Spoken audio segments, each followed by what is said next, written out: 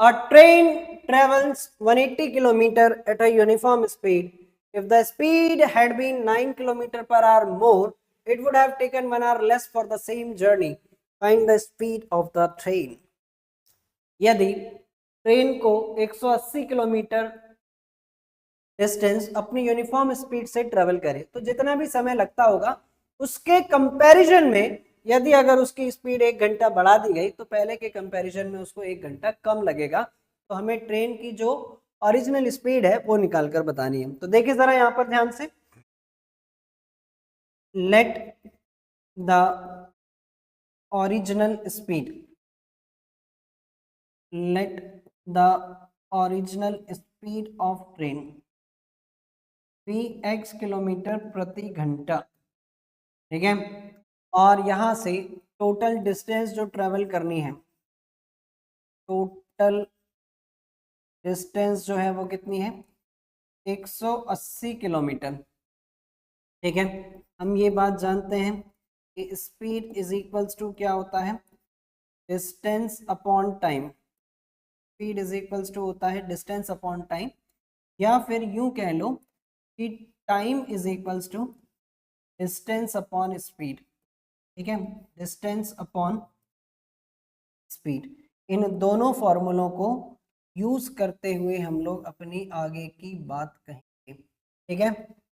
तो देखो जरा यहां पर ध्यान से, यदि अगर मैं यहां पर पहला केस ले लूं, है ना, यहां पर मैं पहला केस ले लूं और टाइम को t1 मान लूं, तो डिस्टेंस थी 180 किलोमीटर और उसकी स्पीड थी x। बाद में स्पीड को बढ़ा दिया गया, है ना, तो भाई स्पीड बढ़ेगी तो समय कम हो जाएगा। कितना बढ़ाया स्पीड को, 9 किलोमीटर प्रति घंटा, है ना, x प्लस 9, x प्लस 9।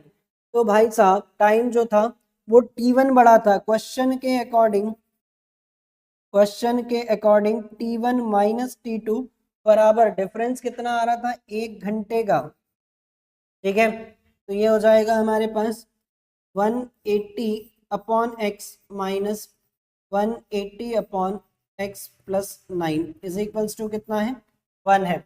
यदि अगर मैं यहाँ पर एलसीएम ले डालूं तो ये हो जाएगा x इंटू एक्स प्लस 9, यहाँ पर हो जाएगा हमारे पास 180 into X plus 9 minus 180x is equals to कितना है हमारे पास 1। तो ये हो जाएगा हमारे पास 180x प्लस 18 9 जा 162, 1620, ठीक है, 18 9 जा 162 minus 180x upon x square plus 9x, इससे ये कैंसिल, तो यहाँ पर कितना बचा हमारे पास 1।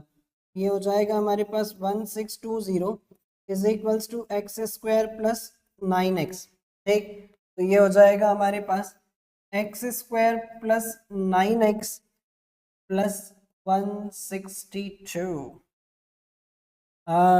Minus minus minus minus bro 1620 is equals to 0।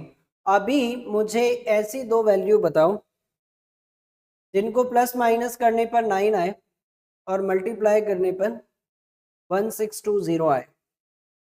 ऐसी दो वैल्यू कौन सी होंगी, बता दो फटाफट से आंसर मुझे।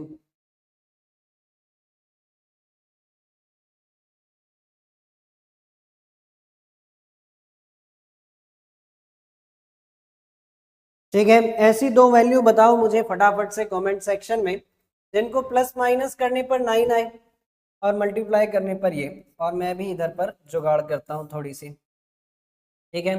2 से डिवाइड करूँ मैं इसको तो 810, 2 से डिवाइड करूँ मैं तो 405, अभी ये 3 से डिवाइड होगा तो 3 1 ज़ा 3, 3 3 ज़ा 9 और 3 5 ज़ा 15, फिर 3 से डिवाइड करूँ मैं इसको तो 4 ज़ा 12 और 1 इधर जाएगा 3 5 ज़ा 15, फिर 3 से डिवाइड करूँ इसको तो मैं यहाँ पर आ जाएगा 15, फिर 3 से डिवाइड करूँ तो 5 और 5 से डिवाइड करूँ तो ये हो जाएगा 1।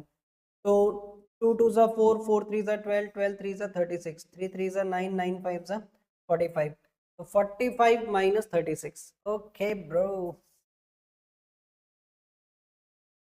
ठीक है, वो जो दो नंबर है वो कौन कौन से हैं, X square plus 45x minus 36x minus 1620 is equals to 0।